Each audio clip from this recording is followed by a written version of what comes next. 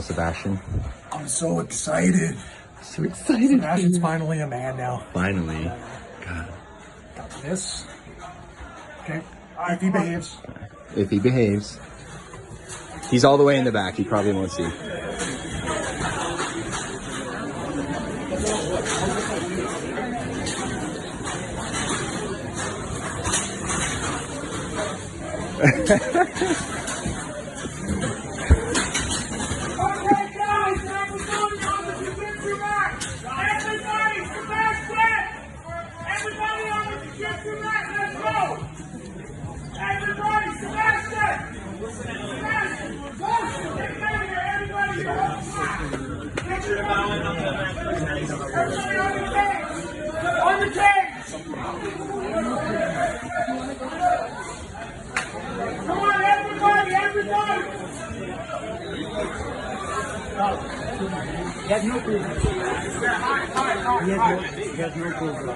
Come on, everybody! Let's go! Let's go! Hands clean in! Take a picture over here. Everybody, have a seat. Come on, children! Let's go! Let's go!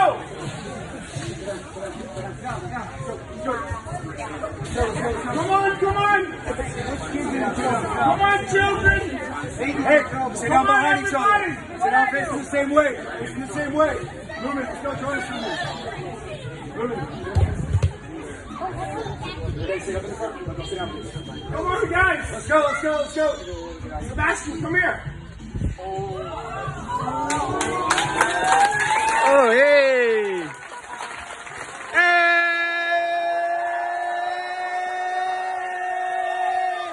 Let's go!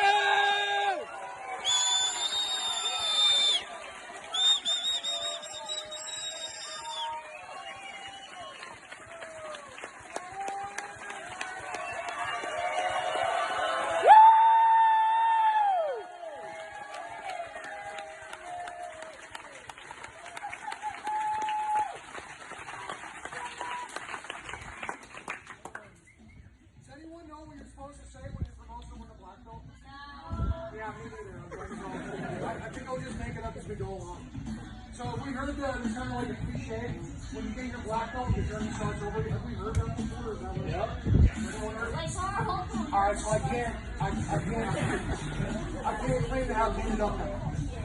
Okay, so that's disappointing. Hopefully things turn up for the better.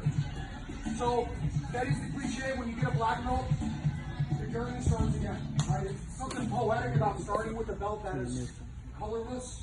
And you go through all the different Skittles flavors, and you end with a different kind of colorless belt. Right? And there's kind of like a thought, like the black belt is the last belt. It's the best belt. It's like the Super Saiyan 5 final form. That's not a thing! Somebody restrain him. Anyone legally they signed a waiver? Okay, cool. So, in a lot of ways, we think of the black belt as the best belt, but in some ways, it can also be a burden. It's the belt of expectations. It's the belt where, like, you think you know something, you think that you're somebody. I have two anecdotes for you guys.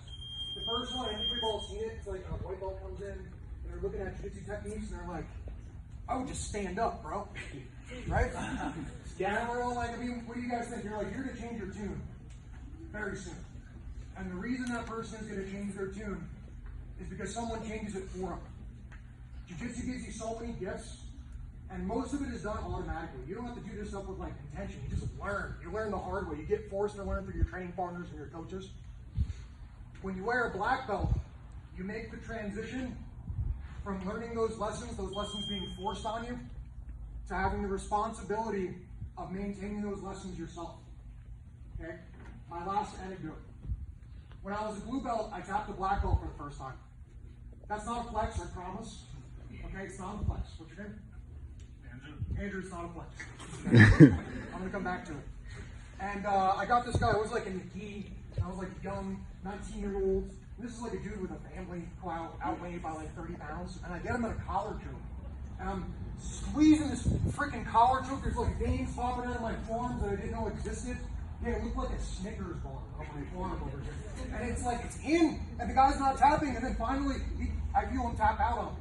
And in my brain, it was like the fatality guy popped out and started yelling some shit. There was like theme music. That crazy chick from Pride was like screaming my name. And that black belt got up and he turned to me. And he said something to me that destroyed my ego more than any other experience that I've had in jiu-jitsu, more than like any role where I got the shit kicked out of me, or like a high profile competition where I have my teammates and my students watching me and I just get wrecked. This guy turned to me and he looked me in the eyes. I'm all hyped up and shit. Okay, my heart's pounding. And he goes, "Hey, good job, man." Wrecked me. It was one of those lessons that's like, maybe that's a little bit more important than knowing how to get out from between another man's legs. Okay? So Sebastian, I hope you can be more of the latter, less of the former, and I'm only giving you this because you deserve it. Congratulations.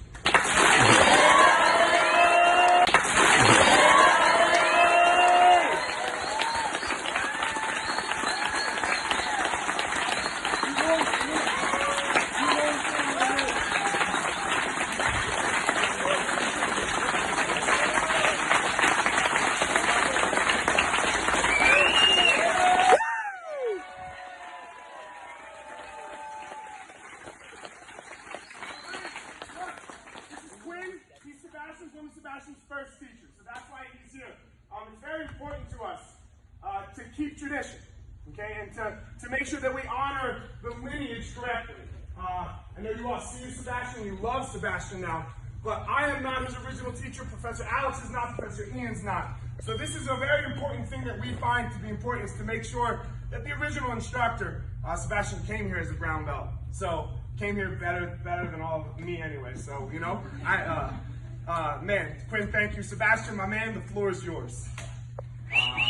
Yeah. Thank you guys so much. You know, you think about this moment for so long, you never expect to be doing it right before you're telling kids to do burpees.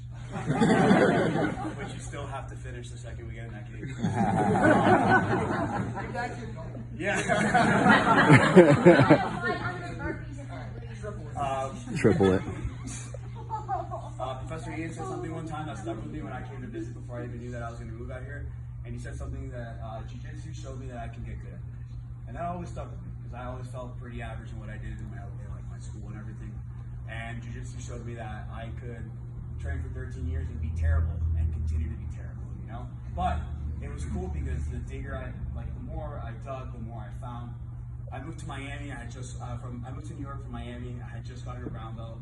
I thought I was hot shit, and I went to go train at this little basement in historic Queens, and I got the crap beat out of me by blue belts and purple belts and brown belts, and it was cool because it showed me that I journeyed to the right place, and that the thing that I loved, there was still so much more. And then I came here and I met all of you guys, and I work the front desk. I work here with the kids department, you know, and it's a pleasure to come see you guys every day. It was a pleasure to come see my family in New York every day. You know, I still miss them.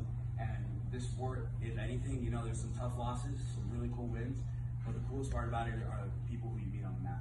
And without all of you guys, without my team at ITC, without my first school, I could never have done this. So I really want to thank you guys for helping me. I want to thank Quinn for all the knowledge, obviously Professor LA, Professor Ian. I feel my mouth start to quiver a little bit, so I'm going to stop talking now.